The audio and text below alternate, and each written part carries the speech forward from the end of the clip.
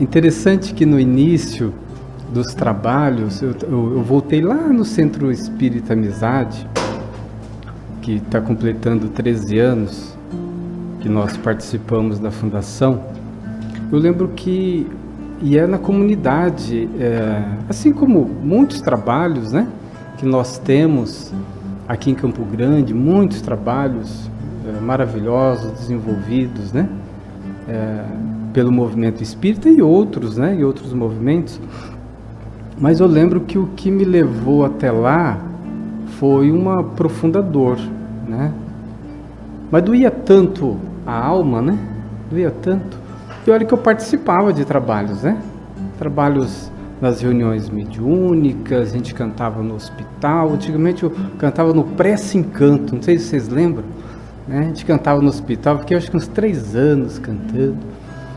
Mas sempre aquela dor. E a dor sempre aumentava, né? Era interessante. E aí, naquela mentalização e prece, Senhor, né? O que a gente tem que fazer? Qual que é o caminho, né? E cada vez mais trabalho, sabe? Na casa espírita, né? Mas a dor aumentava, sempre. E aí sempre vinha a ideia começou a vir a intuição, vai em busca dos mais simples, né? Dos mais simples. E aquilo, ok, então eu vou montar agora. Eu tinha participado de vários trabalhos sociais, nós vamos montar um trabalho, então, debaixo de uma árvore, vamos servir sopa, né? E era isso que eu mentalizava, embaixo de uma árvore, servindo sopa.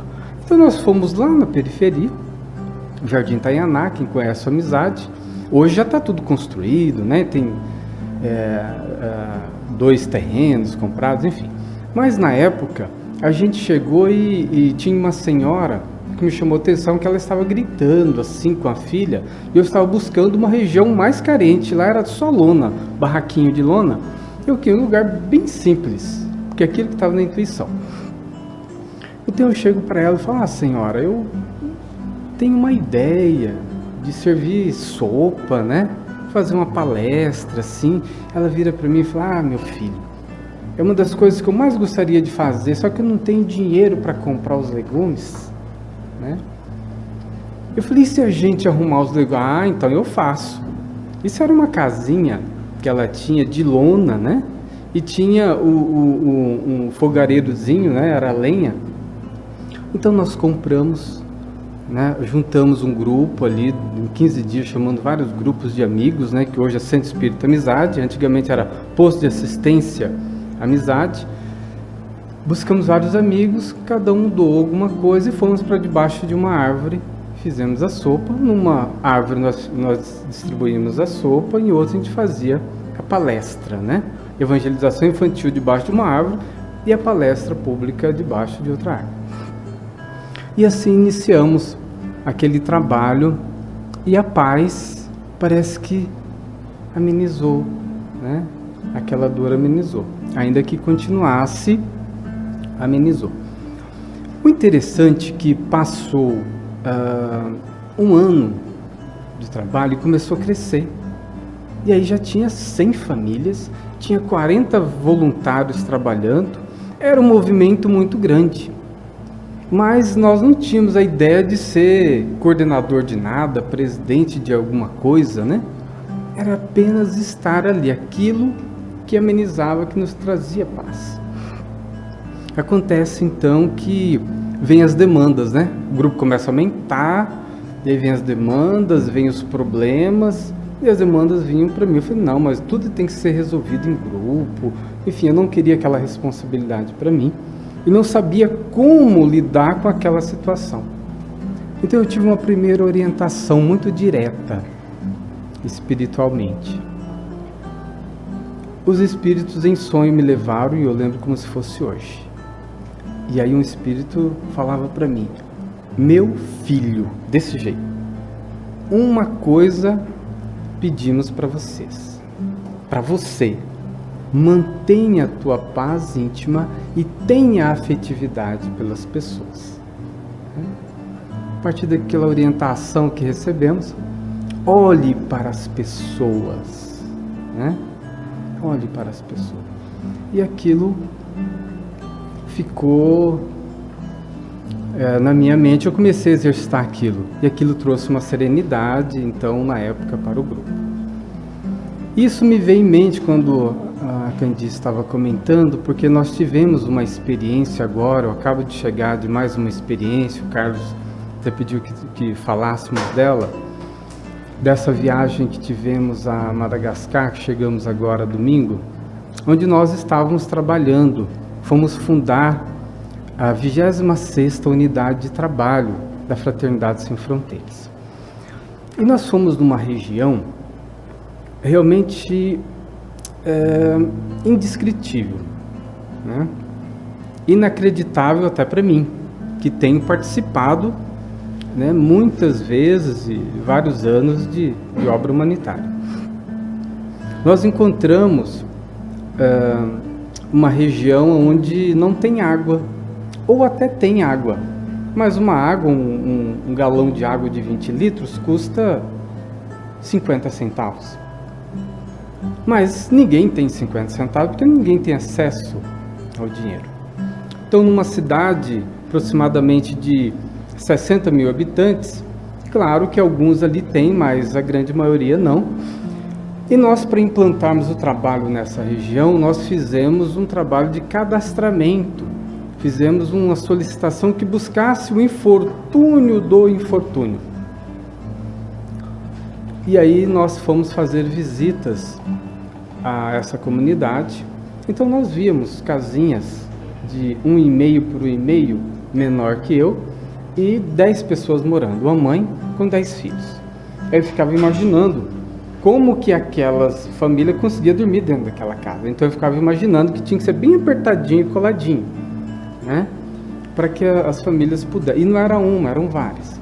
Então eu fazia as perguntas, olha, e eu via eles todos sujinhos, né? Muito sujinhos. Então eu perguntava, mãe, quando que a senhora dá banho nas crianças? Aí eu falava, não dá. Mas como assim, mãe, não dá? Não tem água. A água que a gente consegue é para beber ou para cozinhar mandioca. Mas mãe, quanto e quanto tempo a senhora dá banho nas crianças? Só quando chove. Aí eu viro perguntando para a pessoa, mas quando que chove? 2 ou 3 vezes por ano. Mas no ano passado não choveu, né? E a gente acha que isso não é uma realidade. Eu continuava então as visitas. E as histórias eram as mesmas. Então nós fizemos uma grande campanha e conseguimos muitos apoiadores. E fomos fundar um trabalho. E nós iniciamos então com a ideia de que nós pudéssemos então amparar, e então dessas famílias, são 500 famílias cadastradas que nós fizemos esse trabalho.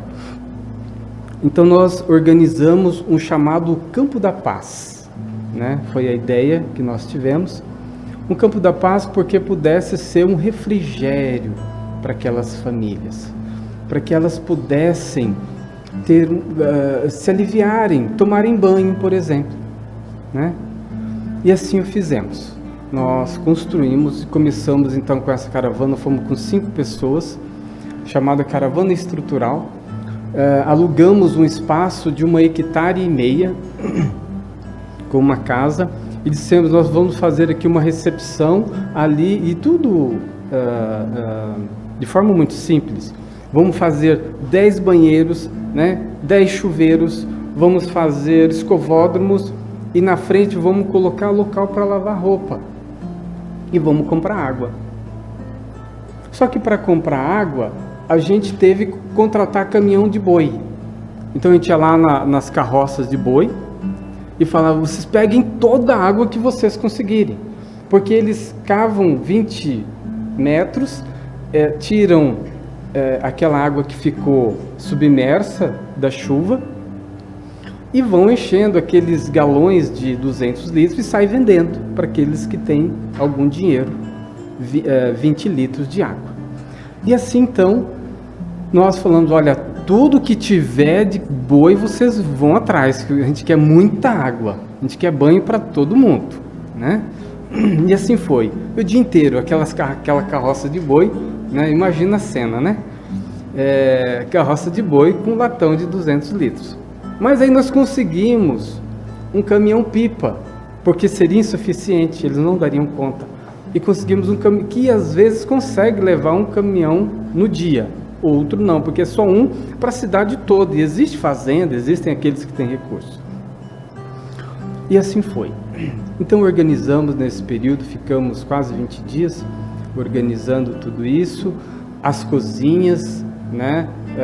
6 por 40 metros de cozinha, então a cozinha, panelões enormes, estoque, fizemos refeitório para 800 pessoas, ok. Então um movimento muito grande acontecendo ali.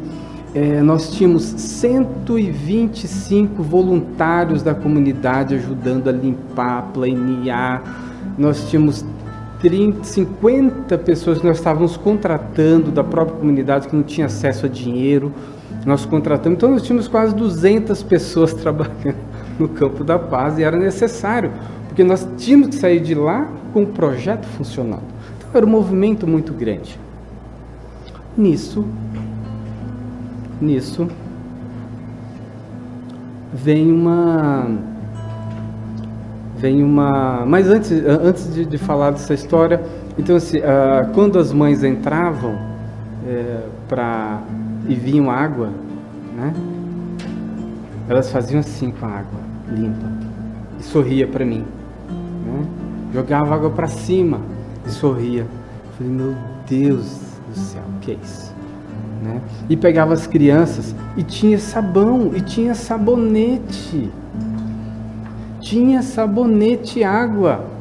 Então ele ensaboava toda a criança da cabeça aos pés, né? A criança, quando chegava, tinha um copo grande, ela pegava o copo. Eu achei que ela ia jogar para tomar banho. A primeira coisa que ela fazia era tomar um gole de água enorme, né? Tomava aquela água, se refrescava. Então era uma cena realmente impactante. E as mães? Aí a gente comprava calcinhas, compramos 2.000 calcinhas e cuequinhas. Aí a mãe ia lá, colocava a cuequinha no filho e tirava a única roupa, e ali eu pude ver que a criança tinha. Ia lavar. Lava o banho, colocava a cuequinha, ia lavar o único aparelho de roupa. Lavar, ia estender a roupinha, enquanto as crianças iam fazer a refeição, depois vinha, pegava a roupinha. Porque tinham água e tinham sabão para tomar banho e para lavar sua roupa. Então era nesse cenário. E 20 cozinheiras, né? Preparando com nutricionistas, né? Nutricionista do Rio de Janeiro, trabalhando, fazendo milagres, né? Com muito pouco, tirando o máximo de nutriente. Então assim, as coisas estavam acontecendo de forma muito tranquila, mas muito intensa. Então alguém chega para mim e diz, Wagner, aquela criança está com o corpinho cheio de ferida. O que nós podemos fazer? E na correria, eu não olhei para a criança. Eu racionalizei e disse, olha, nesta caravana, é uma caravana de implantação estrutural. Nós não vamos ter condições de abrir para atendimento médico, até porque não temos médico, e racionalizei. Eu gostaria, mas eu não tenho condições. Os médicos não vieram, só em novembro. Passou. No outro dia, graças a Deus, Deus me deu uma nova oportunidade. E trouxeram a criança de novo. Wagner, a criança. E eu fui ver a criança. Só que aí eu olhei. Lá, olha, Wagner, olha. né? Eu olhei. E quando eu olhei, e aí eu lembrei da lição, né? Não é só fazer. Não é só fazer. Eu olhei. E quando eu olhei, aí eu tive compaixão, né? E era isso. A criança estava toda cheia de feridinha, dos pés à cabeça, enrolada em trapos. E meio que gemendo, eu me debruço então ali e começo a ver aquela situação e, né, coração batendo mais forte. Eu falei, meu, que nós podemos fazer? E eu tento puxar aquele trapinho do peito e o trapinho estava colado numa ferida que tinha no peito e a criança gemeu, né? E aí qualquer movimento ela ficava com medo. E a mãe disse que aquelas feridas coçavam e ardiam o corpo todo. Então, diante daquela situação, uma criança de 3 anos, pequenininha, desnutrida, na minha frente, eu falei, meu Deus, o que nós podemos fazer? O que é possível fazer? Tira uma foto, internet, WhatsApp, doutora Márcia, no Rio de Janeiro. Doutora Márcia, pode me ajudar nisso? Agora, Wagner, é para já. Eu conheço muito disso. Olha, o problema é esse. Você só precisa de 2 pomadas, esta e esta. Eu paro e falo imediatamente, para tudo, né? Chamei o rapaz que estava do carro, gente, para tudo, vamos comprar essa pomada. Vamos na farmácia. E foram rapidamente através da farmácia e chegaram com as 2 pomadas, né? As 2 pomadas. A mãe, viúva, e tinha 11 filhos, né? Com os olhos de faz alguma coisa, pelo amor de Deus. E aí 2 anjos, né, que estavam na caravana, uma que é a Denise, que é a nossa cozinheira maravilhosa, lá do Centro Espírita Amizade, e um anjo de Nova York, chamado Angelita, né? Já tem o nome de anjo, né? As 2 pegam as crianças, a criança vai dar banho, com todo cuidado, com todo carinho, com todo envolvimento, todo amor. Depois começa a passar com muito cuidadinho, de leve, a pomadinha em todo o corpo da criança. Aquele dia foi, já era o último dia, era o penúltimo. No último dia, aparece a criança novamente, vestida com uma roupinha, já conseguiu colocar a roupinha no corpo, as feridas secaram, amenizaram, e a criança simplesmente olha pra gente e dá um leve sorrisinho, que eu chamei sorrisinho de Deus.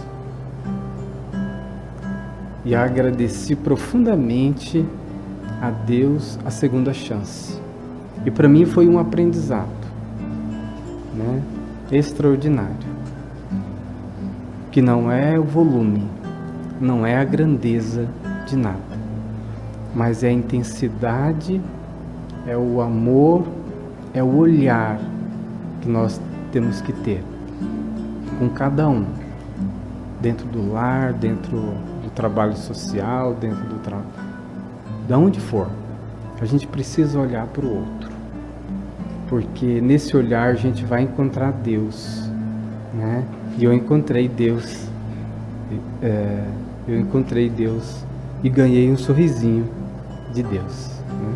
Eu queria deixar essa mensagem, agradecer a todos, muita paz.